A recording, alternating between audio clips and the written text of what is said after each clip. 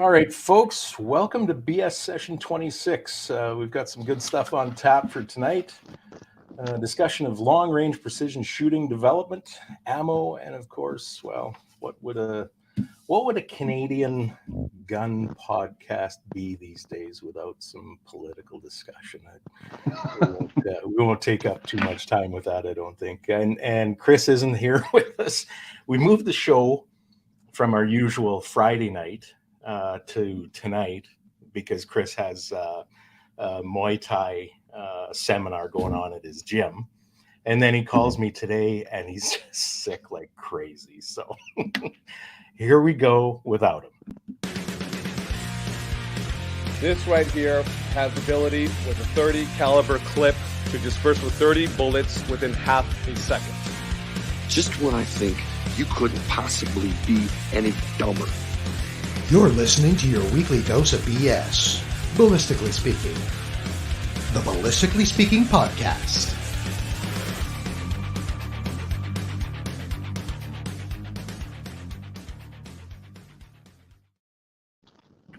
All right. Well, we might as well start with you. Best politician quote ever. We got Rob here with 712 Precision. You know what? Let's take a quick moment to tell the people just briefly who you are, and then I'll get into the sponsor reads after that. How's that? Oh, okay. Yeah, I'm just an Alberta boy idiot that loves to shoot, right?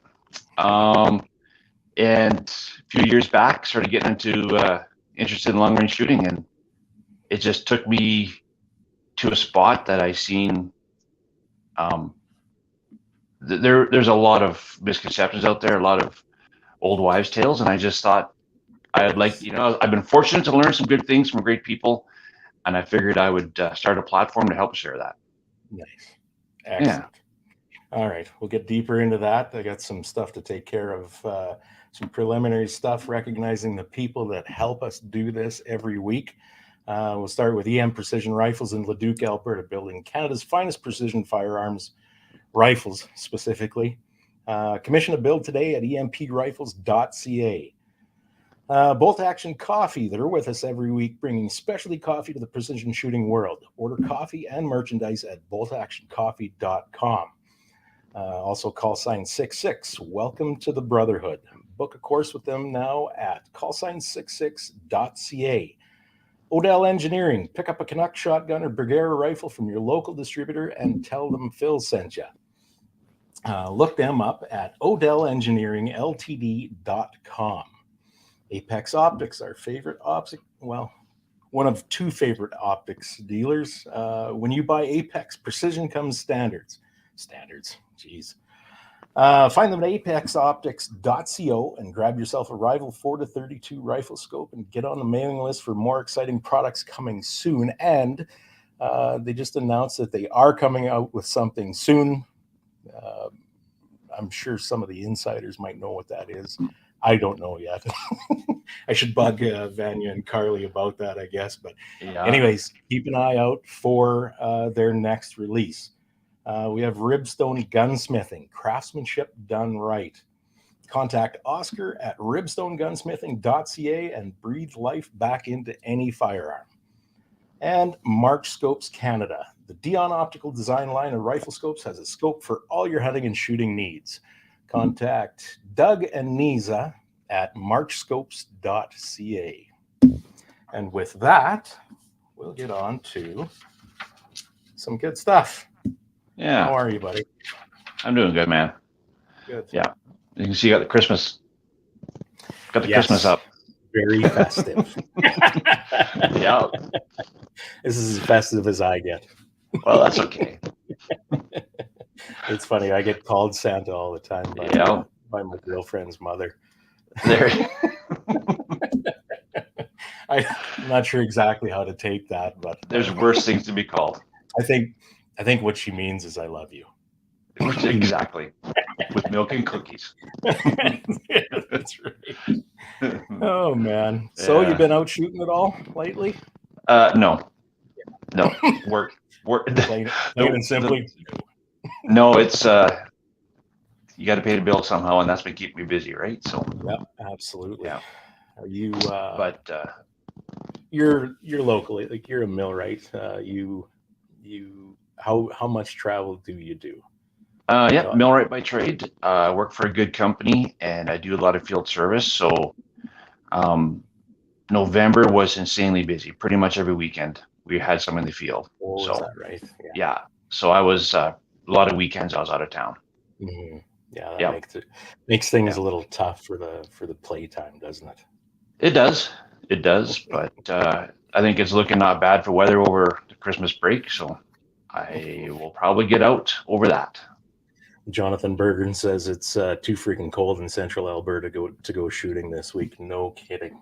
It has been. It's been minus 25, minus 20 plus. So that is a bit cold. I don't mind shooting in the cold and snow though, but Yeah. some guys got a dry limit for sure. So I'm going to show you something. I'm away at work right now, and I woke up. This was what's today? Saturday. I think it was Wednesday or Thursday morning. I woke up to this. Yeah, see, that's not good. That is not good. Oh, not good. It even had the red bar of like, dude, That's right. why are you here? Guess what? It's cold outside. No shit. Thanks. Yeah. Minus Yep. 37. With the wind chill, it was minus 43. Yeah, and that's coming. That's a little tough on the trigger finger. yeah. So 712 precision. Yeah. What is it? How did you come up with that? Where are you going with it? What inspired it? All that kind of stuff. Well, let's start with what inspired it, and that's longer story, right? Goes back a few years, hanging out with some guys that we're all into shooting, and at a range one day, and a guy pulls out a bolt action rifle, which to me is kind of like I'm still into the handguns, the AR stuff, right? Right. So, but it was camouflage, and I thought that was kind of cool. Yeah. And he just laid down some crazy groups with it. And it was just savage about keeping his brass. Oh yes, yeah. Yeah, and I was like, okay. I was like, what do you got there, right? And he's like, wow, it's a PGW Coyote. Okay. Never heard of this stuff, right? So, that was my first introduction to this world of, within Canada of gun manufacturing and precision gun manufacturing, right? Yeah. So that intrigued me. I was like, that is very interesting. How much is that, right? And then you got throw up in your mouth because he's also running a Schmidt on it. Brace yourself. Right? But it intrigued me because the guy, there was you start looking at, the not so much the math behind it, but the theory behind it, the ballistics. So it led me to look into it, which led me to the hole that nobody should go to, but it's still available, called the interwebs. And you got your standards. You got your gun nuts, and you have some your groups on Facebook, and being a millwright, I look at the gun as a very mechanical thing, and having the military background, you'd, especially a tank gunner, where you had a ballistic computer, it was just very easy. To me, it seemed like a very mechanical thing, right, and not hard. And yet I was reading what some people were saying, and I was just like, I got to be a rocket scientist to shoot this far. Like, it was like, it really can't be like this.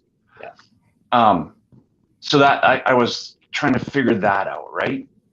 And then, along this path, I had the fortune to spend a few years attending SHOT Show in Vegas. And the first year I went, I'm at the airport, I look across, and there's a small group of guys with this crazy logo, call sign 66. And I'm like, damn, that's the the call sign for snipers. Right. What are these guys all about? And I'm like, hey, I introduced myself and found out that, hey, there's guys out there, ex-snipers, that are teaching long range shooting. I was like, this is a thing? It was excellent. And they're just great guys, right? So we ended up hooking up with those guys and having some beers and learning more about them. Well, for so So many it, years, it was yeah, like that whole sniper world was kind of like voodoo. It was it black was, magic almost. Kind right? of, there was only a select few people that sort of knew anything about it, and it was sort of uh, legend. It was a Almost, it legend. It wasn't was kind a of, legend. yeah, it wasn't And so. brought about, it did it, and with legendary people. Mhm. Carlos Hathcock, right? Sure, absolutely, yeah. Chris Kyle, these people that had legends. Canadian snipers, the top 4 out of the 5 world records, right? So again, just you're 100% right. A lot of mystique around that. A lot of like, wow, what are these guys doing to do that? So yeah, I mean, I got talking with the 6.6 guys, and I read their websites again. I never heard of who these guys were, and Yeah. again, blown away by guys that I thought would have had a different philosophy on the whole thing, and yet they're completely opposite. Yeah. They embrace the brotherhood and stuff like that for the military, but there was no shunning of what like a civilian shooter can bring to them, Mhm. right? Yeah. And I was blown away by that, by that humility of these guys. Oh, I was just gonna say, that Yeah. the the humble nature of those guys, and um, they not at all dismissive No. of somebody else's experiences or knowledge. Yeah. Things like that. They with those guys. What am I trying to say? They don't. There's not an elitist No. vibe about them at all. Not at all. What better group to get hooked up with to start? Yep. So I got so into it, and I approached those guys. I was like, hey, your fundamentals course, is it possible that I could host one? And they were like, sure. And we talked to them, and so I was able to host a couple of their courses, which by de facto I was able to take those courses, and it just cemented this background I had, like, and again, going back to that tank gunnery, and just the ballistics that you learn through that. You have a ballistics computer, you have range finders, you have you use a wind sensor, a temperature sensor, and then transposing that into a rifle. And then like how much I learned, like it just blew the doors off of all this stuff I was reading on the internet. Right. Yeah. And that's kind of from that I just formulated this 712 precision, right? And I used aspects of my military background. So the black and white leaf that's on the tanks. Right. 712 references battle honor from my regiment, and it's just a neat little package to just sum that up. And it's the whole idea is to take knowledge and things you learn from individuals that are in groups of people that are just phenomenal, and hopefully you can put it back out there, right? And change some of the bad information that's out there. Well, I'm going to throw something up here that's perfectly indicative of kind of what you were getting at about internet knowledge. Yeah. From our good friend Shane. And don't forget to hold .2 for Jesus. Wow.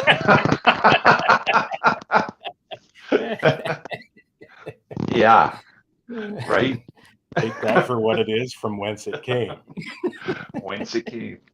Yep. Oh, that's great. Yeah. So when approximately was that? So you've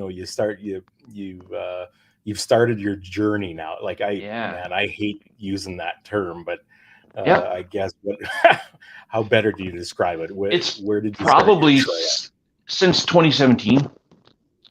Yeah, when you started that path, and it just I believe it was 2019 that I might have ended up at SHOT Show and meeting 6.6. And then part of that journey was understanding that I had no idea about custom rifles either. Right. Yeah. Right. It's like, well, what's a good rifle to get, and what's a good factory rifle? And so you ask these questions, or you read people asking those questions. Well, get a custom. Well, what? Okay, so I know about PGW, but what's a custom? And you start. Well, people make an action, people make a barrel, and then there's a gunsmith that puts it together. And in my mind, I'm thinking, well, a gunsmith just fixes my crappy old 30-06 my dad gave me, right? Right. So, okay, custom gun builders. Then who do I talk to, right? And I'm a local guy. I like keeping things local. And for sure. EM Precision came onto my lap, and I called those guys and talked to Shane, and it was immediately apparent that these guys, really knew what they were talking about. Right. Like Steve knows the guns. He knows that. It definitely knows how to shoot. He's no slouch behind the trigger. No, that's right. And Shane is just a well of knowledge, right? Like learned so much from that guy. Oh no! Right? And you want to talk about another unassuming, humble person willing to share knowledge. Yeah. Absolutely. And I appreciated that, because I would throw at him. I'm like, well, no, this is what I've heard. Like, why is it not this? And it's a little sidebar to that, because of the caliber I've chosen to learn on. The 308, right? Which is another good topic, right? Why did I go 308, right? But it was a caliber I chose. And again, what twist do like twist? Why does this matter? Okay. And I was kind of stuck on the 11 1/4, the traditional. Yep. And Shane's like, no, you want 9. And I'm like, why 9? Like, people are saying that'll cause the earth to stop turning. Are you insane? Right. You might not hit that wall at 800 yards like everybody seems to want. And he took the time to explain why the 9 twists would be better. He's like, what are you going to shoot? 168, 175? I'm like, probably 175. Perfect. Right. You want a 9. So I let him, do that for me, but I learned, and then, and got a beautiful rifle. Yeah. And so again, having these, the fortunate and being humble enough to have these type of people in my life, in the shooting life, and only after 7 years, you know what I mean? Yeah. Since 2017. There's a lot of guys out there. I've been shooting long range 30 years, and you watch them shoot, and you feel kind of sad for them, right? You're like, dude, look what you're doing right now. If you would only put down the ego for 1 second. Wow, that's a huge factor. Right? Sure. Yeah. I just, sorry to interrupt, but I just want to take the time, take a moment right now. There have been some comments. The crackling that you hear, unfortunately, it's Rob's hearing aid. There's nothing I can do about it. It's a feedback thing or whatever. I'm not sure exactly how to describe it, but I'm sorry. You'll just have to live with it. I'm sure you can peel out good information from this podcast regardless. Thanks to the military for the crappy ears. So yeah, right. So okay, there was a comment back here a little bit ago. Just bear with me here. Bobby Pew Pew. I wonder if that's his legal name. Anyway. I see 2 rifles by the fire. You ready for that fat home invader, Mr. Claus? What you got there? What do you have there? What do I have there? Well, these are show and tells. Yeah, just to go what we're talking about, right? So this guy here, this is the 308 that EM Precision built for me. Right? Yeah. So that's the one that's built Curtis Action. KS barrel, 9 twist, rocking a ZCO, and a Trigger Tech flat shoe 2-stage, which and on an XRS MDT chassis. And how many rounds old is that guy? How many? Oh, geez, that one has probably got, I think it's getting close to 1,000 rounds through it. Okay, yeah. Lots of life in that guy then. Yeah, and it still is an incredible shooter. It will outshoot me any day of the week. But it's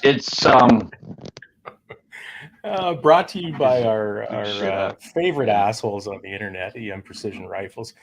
Rob has hearing aids because he blew shit up. Rooster has hearing aids because he's 77. Close.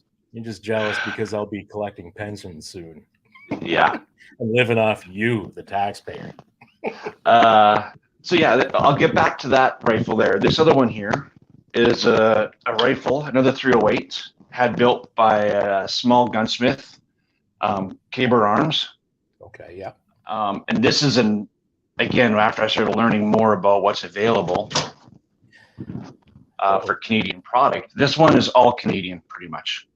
Right. So Cadex, sheepdog action, international barrels with the beautiful fluting. I did go traditional this one. It's 11 1/4 twist. Another Trigger Tech, but it's got a curved shoe, but it's single stage diamond.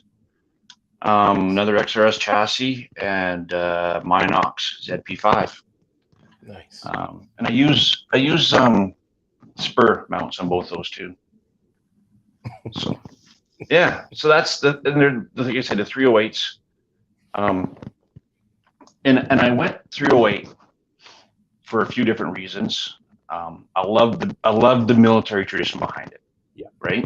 Yeah. But again, when you start learning about going back in history, the snipers and the Mystique, and you start learning about, and I don't remember all the military sniper rifle names, but I do have an affinity for some of the ammunition they've used. Okay. The M118 and the 118 LR, right? And I've had the fortune to shoot Black Hills, which is a fine purveyor of a civilian version of the 118 LR. We'll get to that too. Yeah, exactly, right. But I was blown away at this mythical 600 meter, 800 meter yard or wall, right? Right. You ask people and they're like, I'm like, what do you mean this wall? Yeah, you'll never shoot it after they pass 800, 600 meters. Mm-hmm. And you're like, well, why? Because that's a 308. That's what it does. And I'm like, again, it doesn't make sense to me as a mechanical mind, right? Physics change for a 308 diameter bullet. Yeah, in right. A 308 case. So, and then that ties back up to the twist rates and stuff like that, right? So I was like, okay. And then when you start talking to the people that, the guys at 6.6 and about these fundamentals, right? And those guys are taking their 308s like past like a 2000. Kerry shoots 2000 with his regularly. Like a 1500 meter hit for him is fairly easy, right? And I'm like, is that right? But to shoot a 308 well past 800 takes the skill as a shooter, right? Right. And the biggest thing you need is to read the wind skills, right? It's a wind game. So I felt, you know what? If you learn to shoot well on a 308, when you do step into something else, it'll be like an easy button, right? Words out of my mouth. Yeah, I've said that many times for sure. So this one here, the 308 for me in precision, that was the guy that I made my first 1,000+ meter hit with. Okay. Good. Yeah, and it was good. It was 3 in a row. Three in a row at 1,400 meters. What's he saying there? 178s or 168s for you? I believe you said 178 or 175s. 175s, yeah. So again, if I know I'm going to be going past 600, right, I'll run the 175s. If I'm going to be under 600 to 168s, but I'll run 175s even under 600, right? Right. Yeah.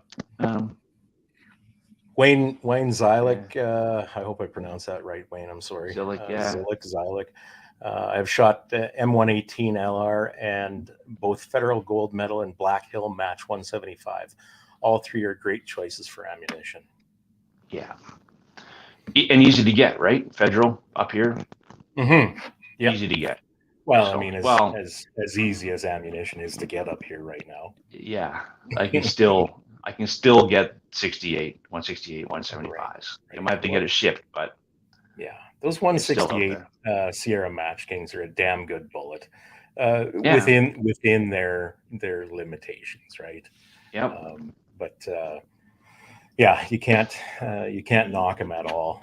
They're an excellent bullet inside whatever their range is. But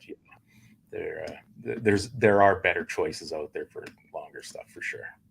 There is, and I'm intrigued about guys that are shooting heavies now, like in the 180 plus in the 308. So that intrigues me because again, that's something that a military sniper would tell you that was retarded, right?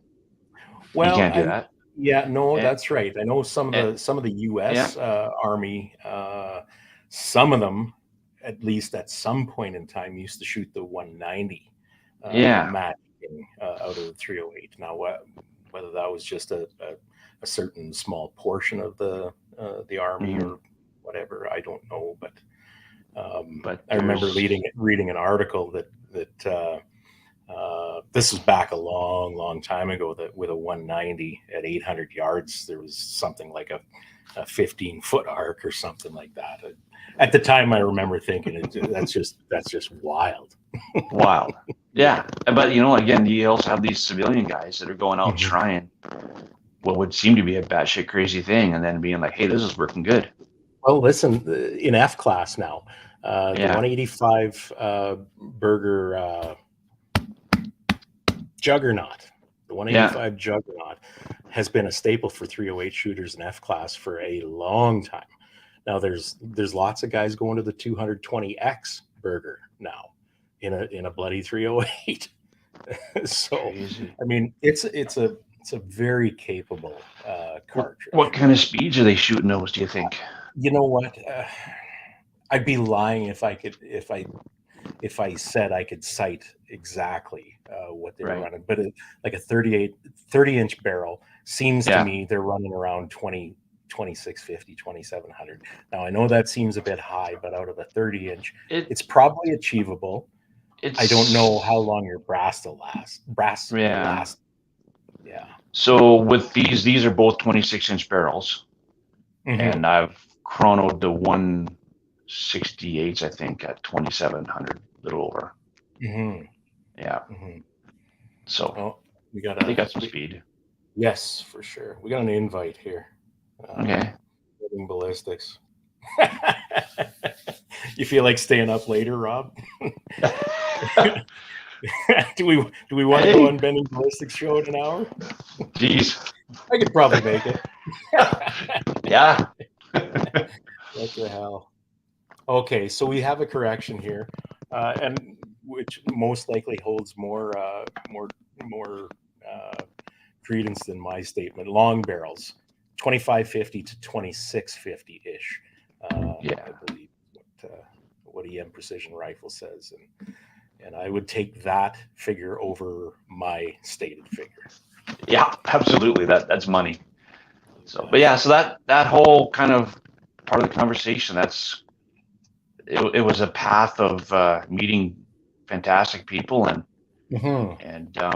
having opportunities. A wild, another military connection opportunity was getting to hook up with Accuracy International Canada, or Accuracy First, sorry, Canada. Okay. And shooting with some law enforcement guys. Oh yeah. And he has a fantastic private range. Is that right? And, oh yeah, and doing some high elevation shooting across a valley with wind, and watching those guys shoot 308, 168, right, blew my mind. Like we were shooting 900 to 1,000 with wind. Yeah. High elevation, and they were not missing. I heard way too many impact because I was not hitting anything that day. Funny how that goes. I was like impacting around the target, which I felt good enough considering the conditions. But man, yeah, when you can shoot around those guys, it cements what's being taught as far as marksmanship, right? Yeah, I agree. I'm like, why would I say that is silly? Why would I say that's not right? When you physically watch guys, employ those methods, right, and have the most incredible successes. Mm-hmm. Yeah, for sure. Sorry to break here, but did you have time? Do you want to go on Bending Ballistics podcast there in an hour? Yeah, I don't mind. Okay, I'm just trying to find your email. Where did you send me that? Damn it. Never mind. I'll have it in my email. Yeah. Yeah. Okay. Sorry, guys. Just sorting stuff. If the thing goes smooth, screw him. All right.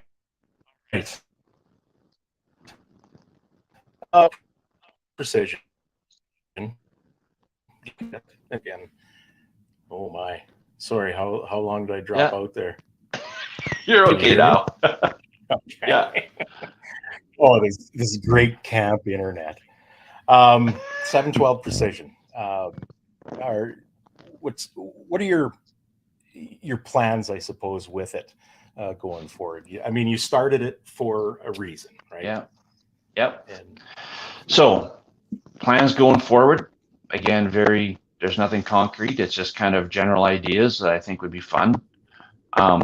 Was competing, right? I was able to watch some competitions in the PRS world. I think competition is another equalizer, right?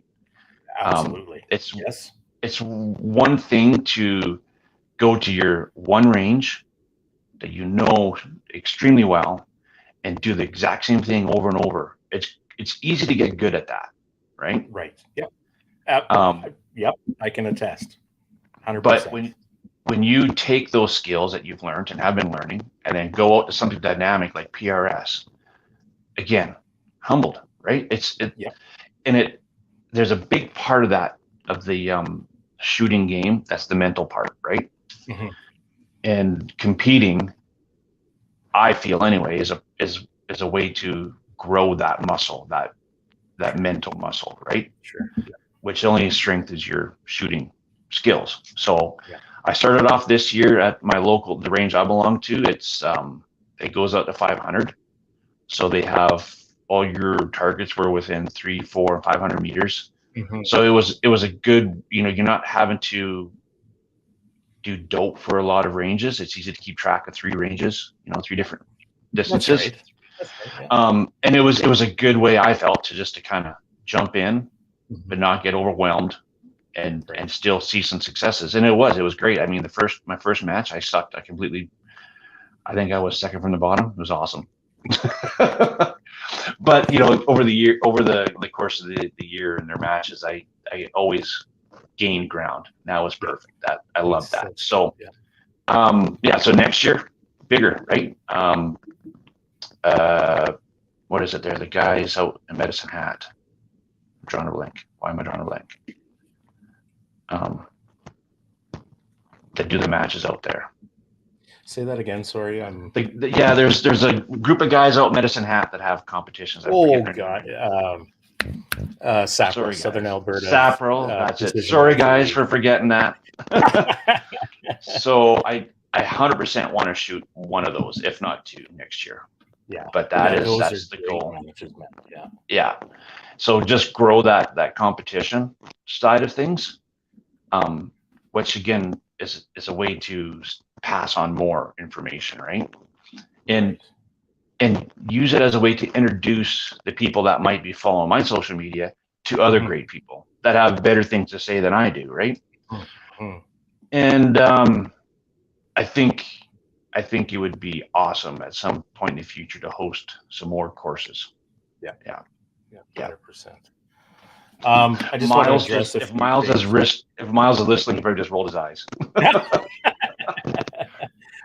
There's some guys giving me grief that I'm ignoring them and all that kind of stuff. Yeah. Have some patience here, guys. I'm without Chris. Chris is usually the guy that talks up a storm. I can't get a word in edgewise, and I go through the chat and address a lot of this stuff. But I'm trying to listen to Rob and engage in conversation with him and watch the chat at the same time. I'm not great at doing that. So. We had a couple of good questions roll by. If I can find the damn things. Yuke's just off the hook here. Bending Ballistics asked a while ago, IMR 4064 or Varget. Well, Rob shoots factory ammo. Factory, yep. Excuse me, sorry. Yukai Kazi, he wants everyone to know that he is the juggernaut.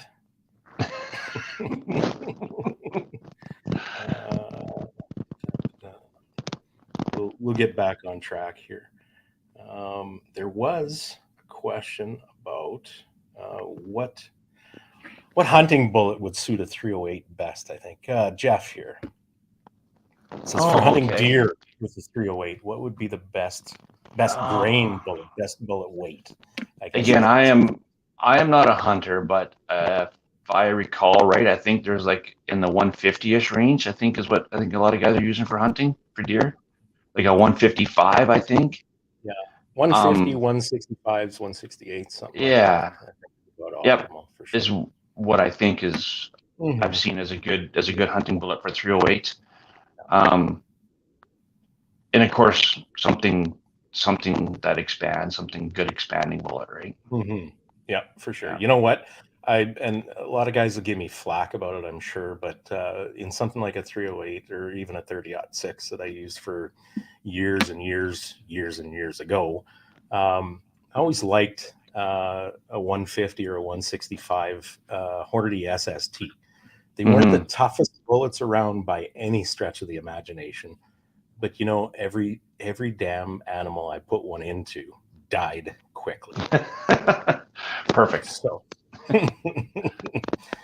there's that. There's bullet construction. I mean, we can get into all sorts of that kind of stuff, and you'll get the proponents of placement is everything, and you get the proponents of bullet retention is everything, and you get the whole gamut, right? But you know, you put a bullet where it needs to be of reasonable construction, and stuff is gonna die. Yep. Sierra Match King. I mean, it's a prime example of a bullet that its primary design is ballistics. Yeah. But it was ballistically designed to be used as a sniper round, which was to kill people. Killing stuff. Yeah. Right? So, you know, the question has often been asked is like, well, a 168 Sierra Match King hollow point or the 175, you know, is that good for hunting? Well, hunting what? Yeah, hunting what? I mean, I don't see why it isn't, right? It was designed for an application, and you know, it had a ballistic part of it that was demanded, but its ultimate goal was to dispatch with people. I think the gauntlet's been thrown down here by our friend Mike Hynek. Rob's got to step up to the world of long range 22 and king of 2.2 miles. Yeah, so I talk way too much with Shane about 22.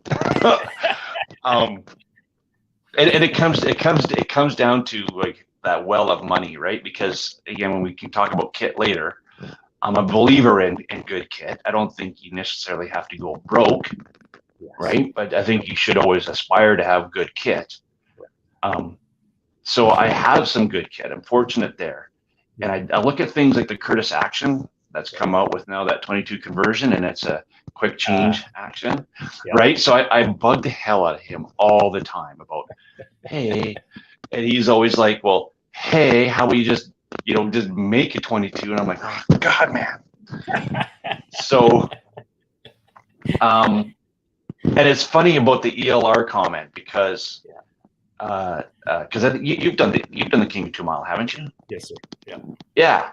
And Shane and Mikey and Steve and those guys and some other guys we know, they've stepped up into that world, and they bug me as well. And I'm like, oh man, I got a lot of work to do before I shoot ELR. And they're like, well, you're shooting your 308 ELR, you're banging 1,000 plus all the time. And I'm like, I can't say much about that, right? Because again, it's like what's so hard about shooting ELR? What's so hard about shooting 2 mile? Well, the distance is a mechanical thing, so it is what it is. That's right. But it's more, again, it's like, how good is your wind game, right? How good is your wind call game? Right. So, and it's the addition of a spotter is what it is, right? Yeah. So having a good spotter. So to me, a 300 PRC, I think sounds just about right. Again, it goes back into, for me, right, my world, and we'll get to that, about shooting factory versus reloads, right? And there is some good options out there for 300 PRC. So that is something on my radar. EM Precision Rifle says, just shoot the 300 PRC for King of 2 Miles. Mikey Friesen is. Yeah, for a couple of years now. And you know what? We have discovered, at least up here in Canada, the one and only King of 2 Miles event that we have every year, that competition is won on the first day.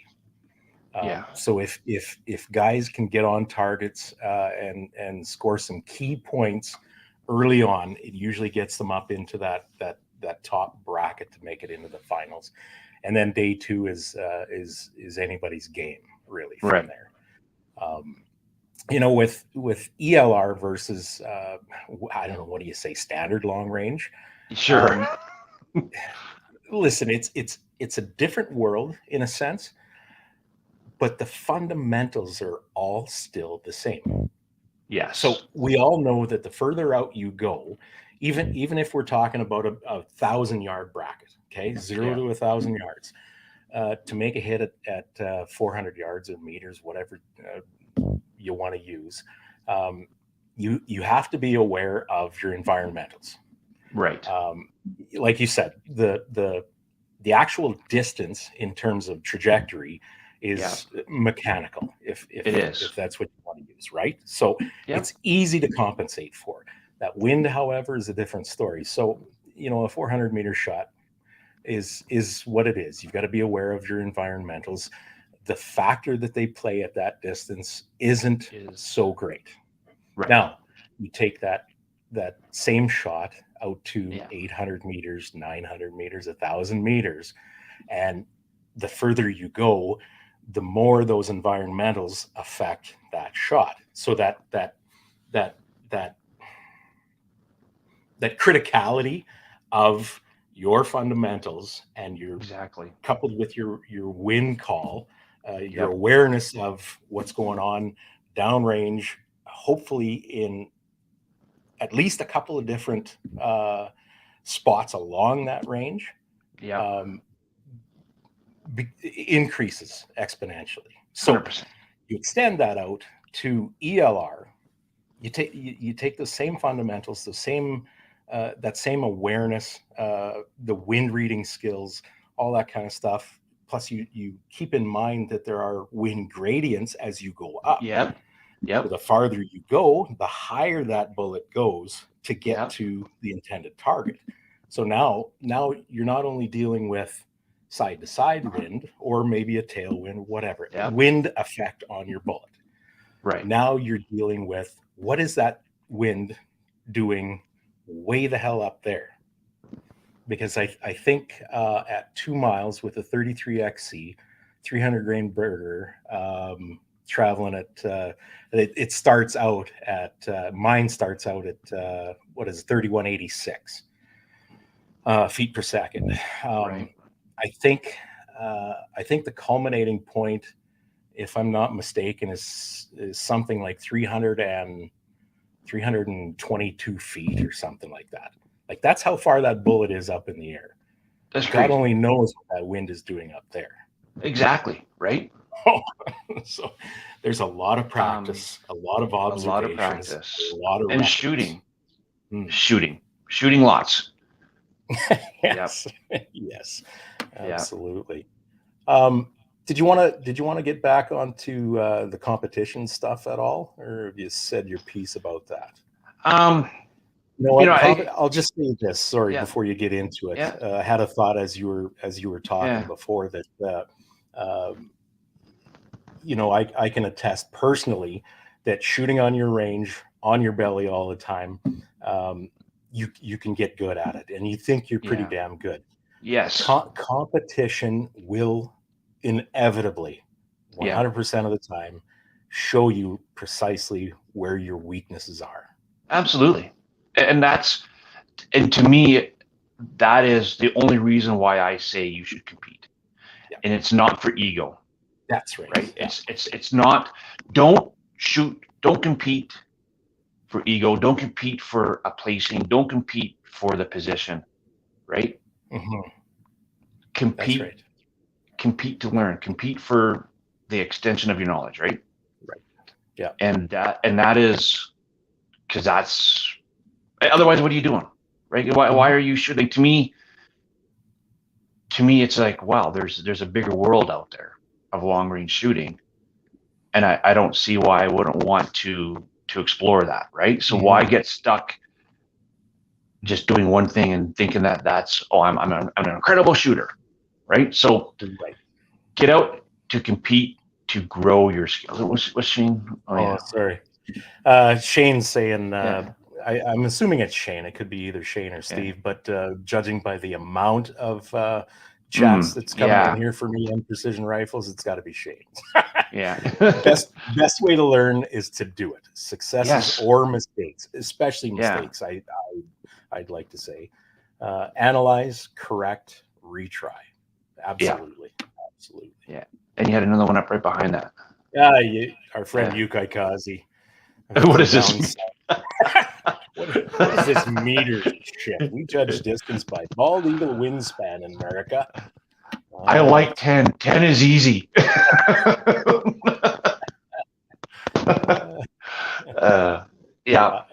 my friend Scotty. Scotty's right there with all the rest of us when it comes to long range. A lot of dirt pounded. I think most of us are primarily dirt shooters. We pound the hell out of that dirt, not necessarily the steel. So that's kind of, that was my whole thing on competing. It's not, it's not something that I want to, I'm doing it to go on and on about. Like, I took third. I do it because it's fun, and I do it because it's also a litmus test of your skills, right? It's like, how do you really test how good you are? Well, it is a validation of sorts, isn't right? It? Yeah. You know what I mean? So it's like, how do you know? Mm-hmm. Yeah. If all you're shooting is against yourself, then you're always perfect. Right. Yeah. Boring. No, I certainly had a wake up, and I knew it was going to come. I just didn't realize, I guess, the degree to which it would hit me. I've played around with just fun competitions before in the past, PRS type stuff, right? Yeah.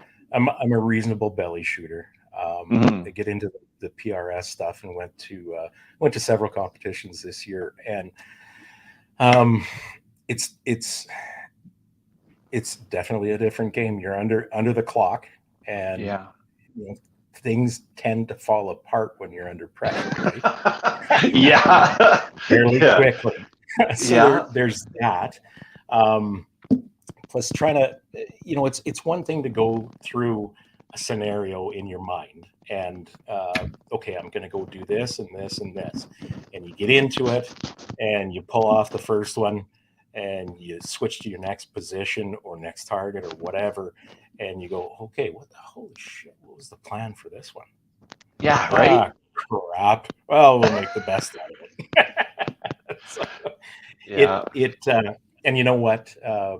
Being around so many other people who had done this far more than I had, and just watching them picking stuff up and watching how they prep, watching how they move from position to position, target to target is huge. And if you're off somewhere in the back, just doing your own thing, and again with that ego, I know what I'm doing. This is I'm going to stick with my game plan, which, I mean, sticking with your game plan is good until you see a flaw. And you're not watching these other folks shoot. I truly think you're missing out on a whole lot. There's always something that you can pick up from other people. Agreed. The reason I'm saying people all the time is because we have our friend Carrie on. She at least started watching.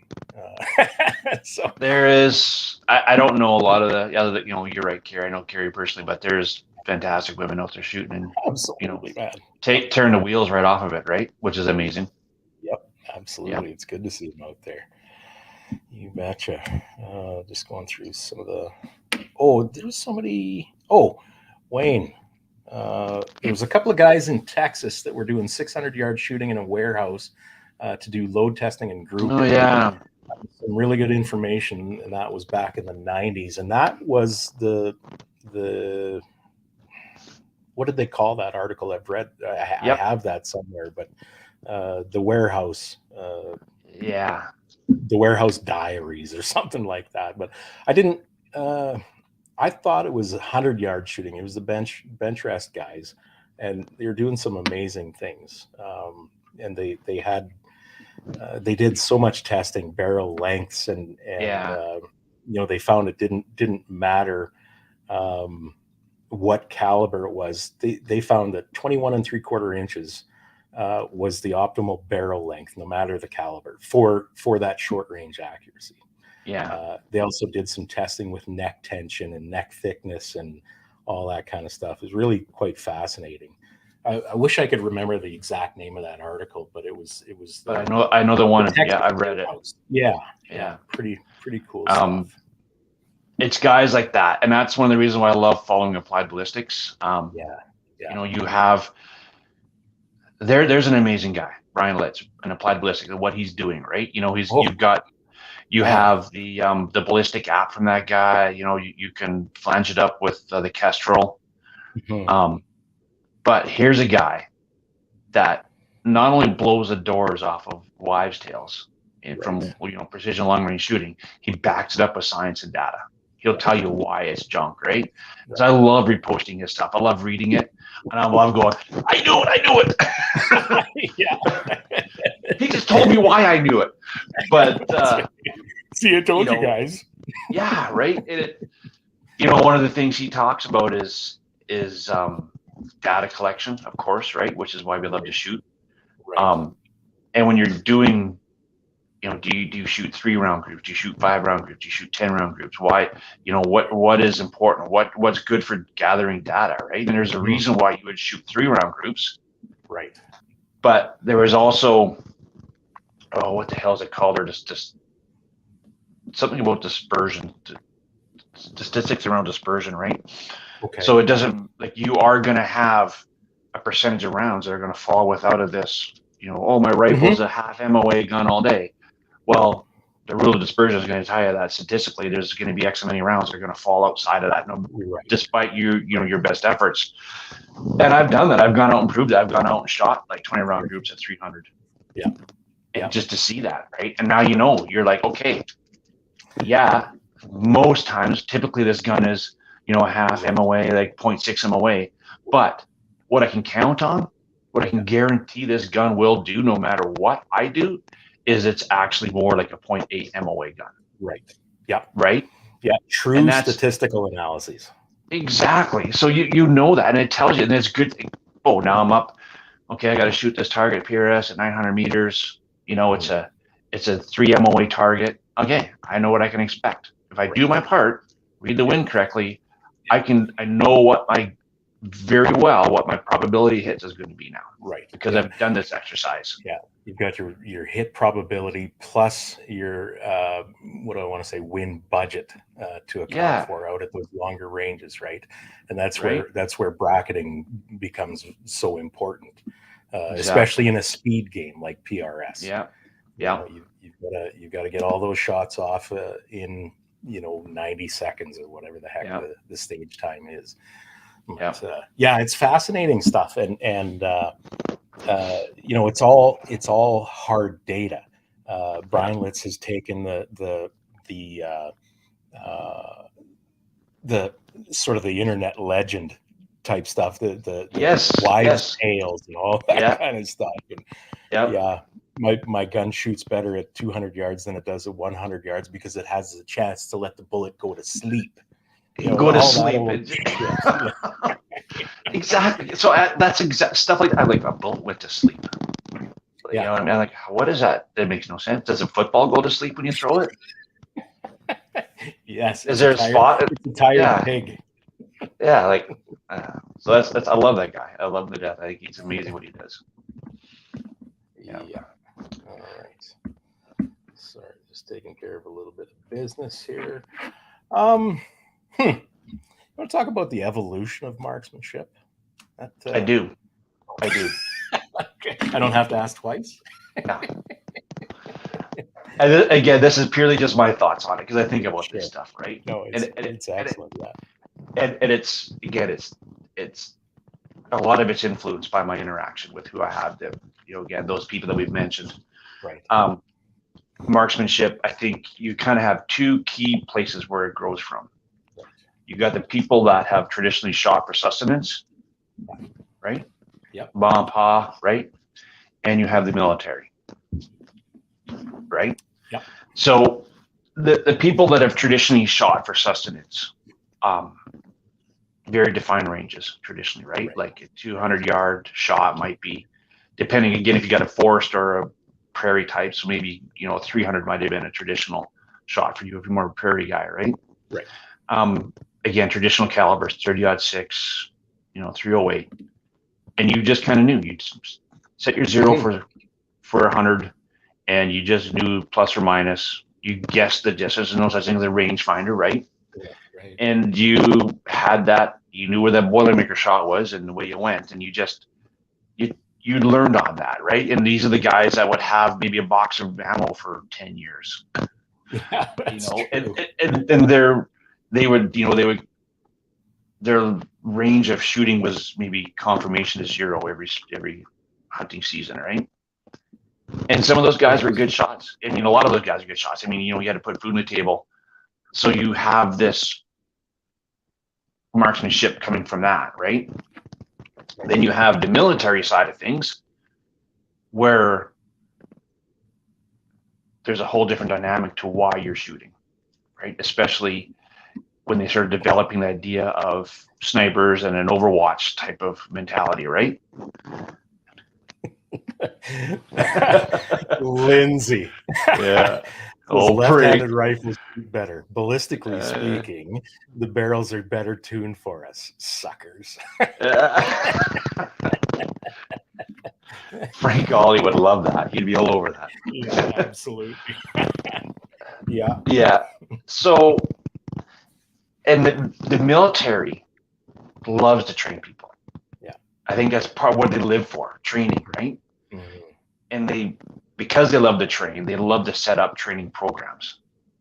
And unfortunately, those training programs become a box. Yeah. Right? Yeah. Because they don't want subsequent courses being different than each other. Right? Mhm. Because once you've gone through training and you're now at your regiment, they don't see a value in, well, this group of guys shoot like this. Now the guys right behind them are completely different. They don't like that because it disrupts the pattern of thinking. It disrupts the pattern of expectations, right? Yeah. So while the military has been phenomenal at creating marksmen and training them, they haven't done a good job at advancing it, right? They did advance it, but it was very slow and cumbersome. But I feel that has changed recently. When I look at, again, the guys like 6'6", Ben Click at Sierra 64, Frank at Accuracy First Canada, right? Here you've got guys that come from that mold, right? They, that block of training, that box. Sure. And we're wise enough to embrace the psychosis of a civilian shooter, right? Yeah. And see that, like, oh my God, that's incredible. How did that work? And they embrace it, and they've had enough respect back in the military to be invited back. Right. And they've now regularly pass on this new style of marksmanship. So I think there was if you were to graph that growth of marksmanship, I think it was a very slow trajectory. Yep. And probably the last decade, it has just like skyrocketed. Absolutely. Yeah. And of course, even the manufacturers of ammo and firearms have, Sure, I think, done a great job of keeping up to that explosion of accuracy and precision. But that's my philosophy. What I see about the the expansion of the growth of marksmanship, right? Mm-hmm. Well, you know what? For decades,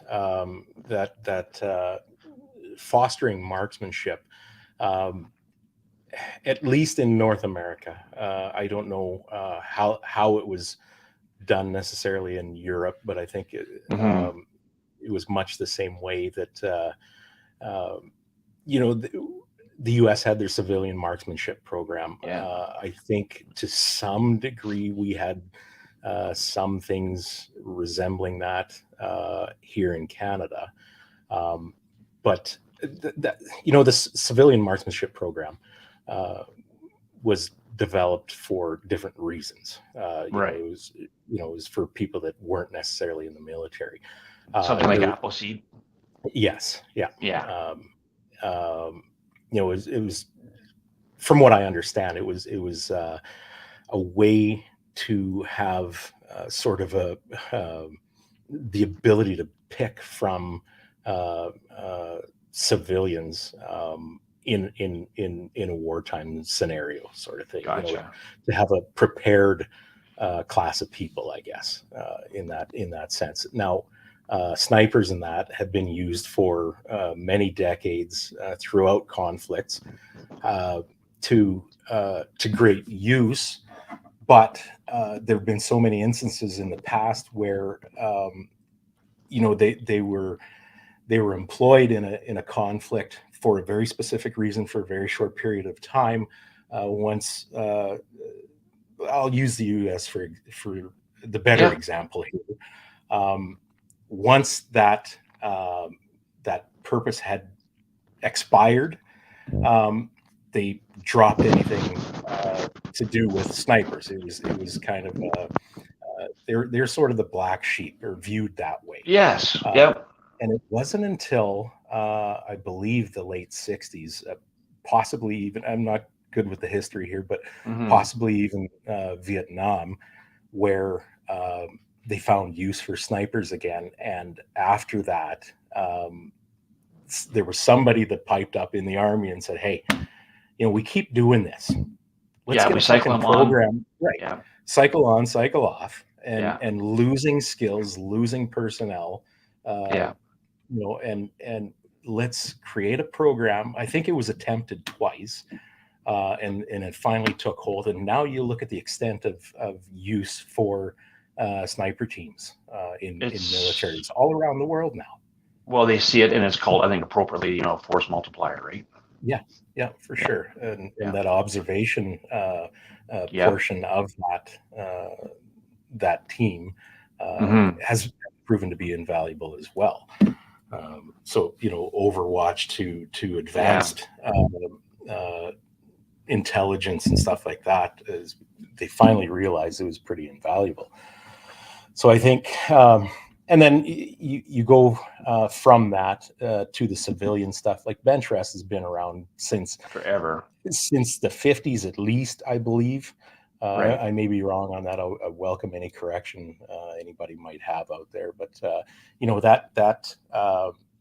that sort of fostered the accuracy portion of it, and the growth of fundamentals and things like that. So bench rest, I think, has definitely driven the accuracy of the platform. 100%. Right? Like, that's when you look at the barrels we have today and the actions and triggers and that stuff, right? That was all driven, again, in my opinion. Yeah, my favorite asshole.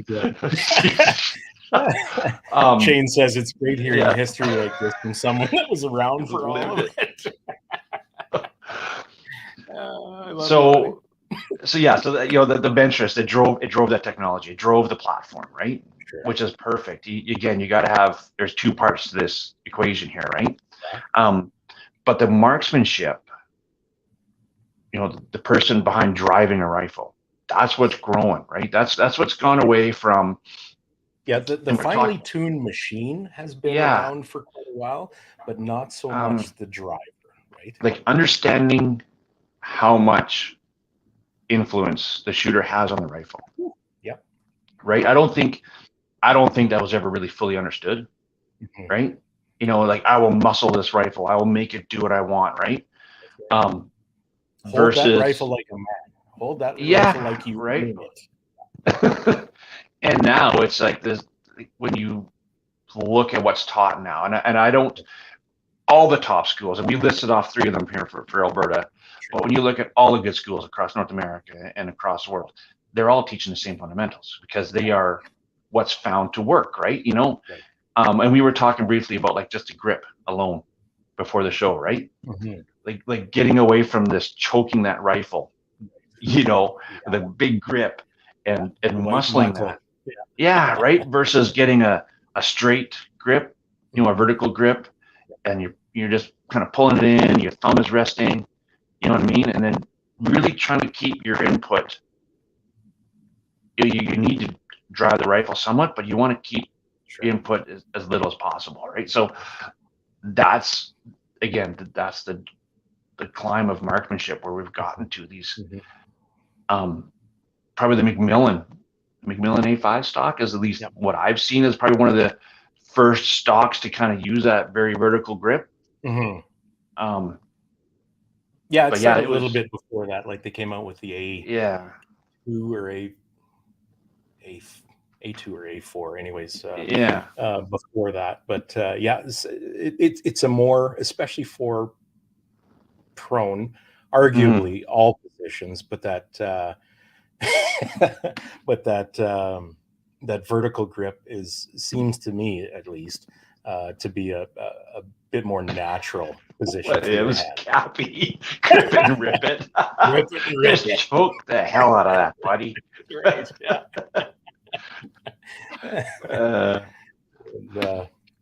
Yeah. There's so many things, but aside from equipment check and rifle zero at these courses, what's the first thing your instructors will talk about? It's body behind the rifle. It's fundamentals. It's your fundamentals. Breathing. It's that straight line behind your rifle, your sight picture, your breath control, your trigger squeeze, follow through. I was the one leg up guy, right? That's what I learned. Sure. That military box of training, right? One leg up, and I got beat up for that. Miles go, no. This is how we do it. We're not doing that here. No, but it makes a difference, right? Like for sure. When you can watch a course of 10 guys, of course of all varying degrees of skill and history and shooting, but when you can watch a group of 10 guys over 3 days go from being either my wife's a great example, right? She loves shooting, but she was a barn door would have been a challenge for her. And now she's an MOA shooter, every bit of it, right? After 3 days. Is that right? Yeah, for sure. Well, so goes a long way. But it's like, it's the fundamentals, right? You can't beat them if you apply those. And what's where we've grown today with the fundamentals that we have today, if you apply those, you will absolutely have success. Well, like you were talking just before the show about shooting your 308 and spotting hits with it. Yes. How do you achieve that? You see all these PRS guys. Almost no one runs a 308 in PRS. Right. And the reason for that is being able to spot hits and misses and correct. Yep. However, it is possible, isn't it? It is possible. It is possible. And I'm not going to say that I see especially shooting PRS, right?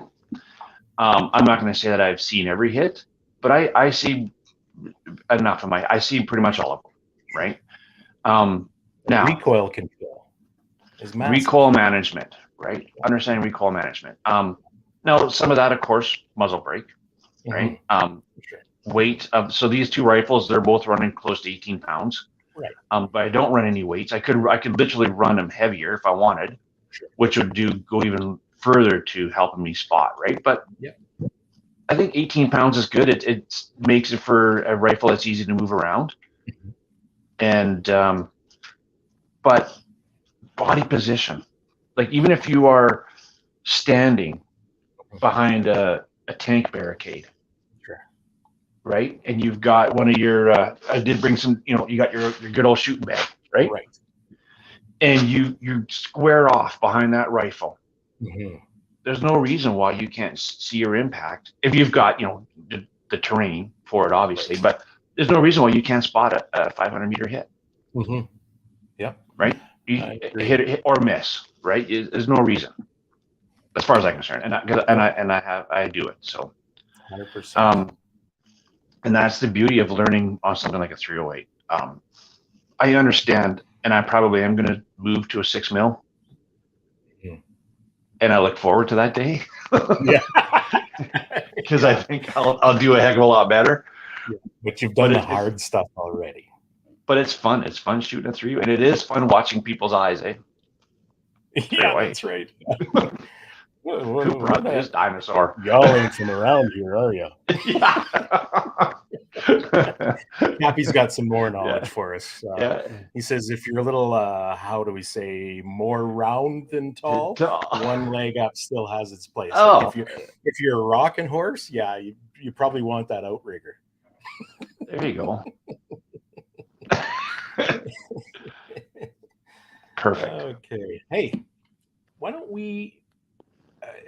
We're going backwards a little bit, maybe here. Talk about factory ammo and trigger time versus hand-loaded ammunition. Love it. Oh, another one of my favorite topics. And I think, you know what? I think it's good we preface this conversation with a question. It's like, do we think factory ammo is more precise than a proper hand load? Mm-hmm. Right. Like, what's your answer? My answer is factory ammo has the potential to be as accurate as properly hand-loaded ammunition in the right rifle. And I have seen it personally, more so hunting rifles in my experience. Hunting for sure. Where certain factory ammunition shot inside what I was, I'm not going to say what I was able to do with hand loading, but what I was willing to do with hand loading for a hunting rifle. Yeah. Okay. So there's no question there's some wonderfully accurate factory ammunition out there now. By and large, I would say if you're willing to spend the time and the resources and really get down into the nuts and bolts of things, hand-loaded ammunition is. I'm going to go out there and say 9 times out of 10 going to be more accurate than factory ammunition. So my answer is, in a perfect world, right? You've got God doing the reloads. It will. How could it not be more accurate? Right. That's the perfect world. And I think it's important to know. I think it's important to understand that about reloading versus factory. I think it's important to know that, right? I got a cat that wants to get up. So now that being said, why I've again going down this path I've gone and watching and reading how people get into long range shooting is you kind of have, I think you have to learn to walk before you run. Yep. Right. Agreed. And there's a lot going on getting your rifle and learning your fundamentals. And when you do those two things, you're going to start learning ballistics. Whether you like to or not, you have to learn ballistics, right? Like how does that bullet flying through the air correlate to you making hits? Right? Yep. And the forces that will, affect a bullet's flight, right? Yep. So to me, I'm a firm believer that if you're going to get into long range shooting again, shoot. Find something that has a good availability of really good factory ammo, target ammo, and get out and shoot, right? And learn. So Cappy's comment here plays right into your hands in this regard. Cappy saying it becomes exponentially harder and more time consuming to get smaller and smaller returns past a certain point. That point of diminishing returns is what he's talking about with hand-loaded ammunition. He says, get out and shoot. There's all sorts of guys chasing, tiny standard deviations in velocity and tiny groups. And they're focused on, and I'm somewhat a victim of that myself. I feel like I'm in perpetual load development, and it's not just chasing one rifle; it's across many rifles. Yeah. But anyway, that's a bit of a different story. But the point is, you know what? Get something that shoots well enough. Yep. Your hit probability at whatever distance with that particular ammo is acceptable. Now go work on trigger time. Trigger time. All right? your fundamentals, learning wind, and all your environmentals and that, and Yep. figuring out what you need to do to get that round, whatever it may be, Yeah. factory or hand loaded, to that destination. Because ammunition is one variable of what would we call, when you look at the variables you have shooting long range, what do we got? You got you for sure as the shooter, right? That's right. You have your rifle, and I don't know if you want to break down the rifle into its components as variables, but we can just sum it up and say your rifle is a variable. Yeah. Right? And then you have your ammo, and then you have your environmentals. Right. Yep. Right? So I when I go back to this day, reading the you go into all these, I belong to a bunch of Facebook groups for long range shooting. And I seen this happening probably about 4 years ago, the explosion of long range shooting, especially in Canada. And so it seems like every second post is, hey, thanks for having me onto the group. I'm new to long range shooting. I got some questions. Okay, cool. And right away they go, what rifle should I use? What caliber should I use? And, what should be my hand load recipe? Right. And I'm like, wow. To me, that's a recipe for failure. Like if you don't even know, if you haven't even made up your mind yet where you want to land on cartridge, never mind rifle. Yeah. Why are you already throwing in another variable of hand loads? Right? Because we like to do that. We don't like to pick away one variable at a time. And I have to go through year 5. And I think it has to do with the ego part of it again, right? Because nobody wants to come on and say, I don't know how to reload. Because, all the top guys, everybody that I know that shoots at that really high level and understands it at high level, they all reload.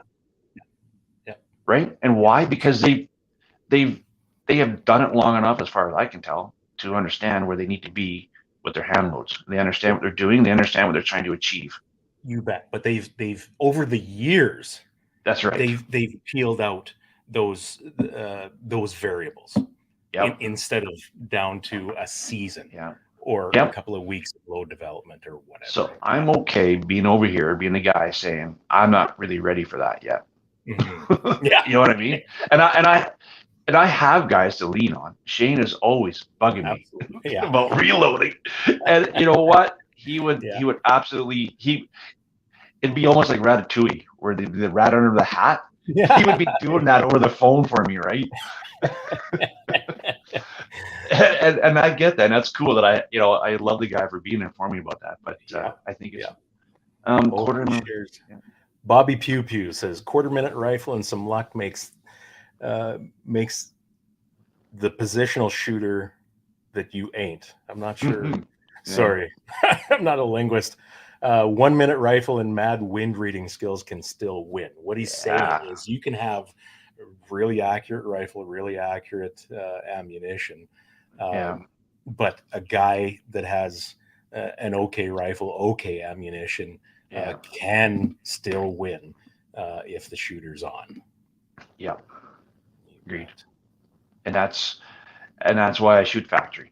Mm-hmm. There is a small part of me right now that I really don't give a crap. I just don't have the time or the patience right now to reload. So, well, you know what? I have to say, aside from cost perspective, because there are some savings to be had by reloading.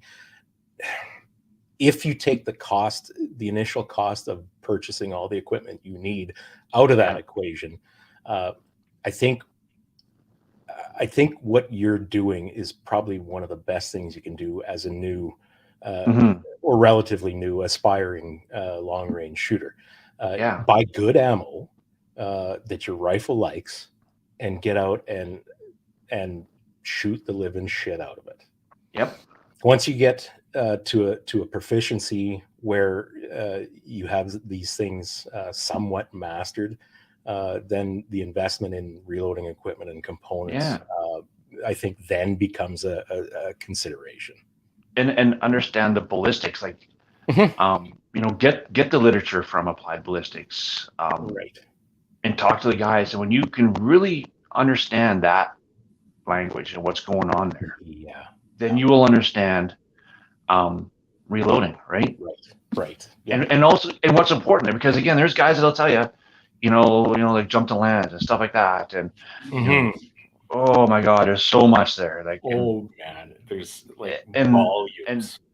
And I feel like because I do read on reloading, and I do follow guys that reload, and I think there's some guys that I think, was it Chris Cortania? He's a great guy to listen to as far as I'm concerned. He talks a lot about reloading. Okay.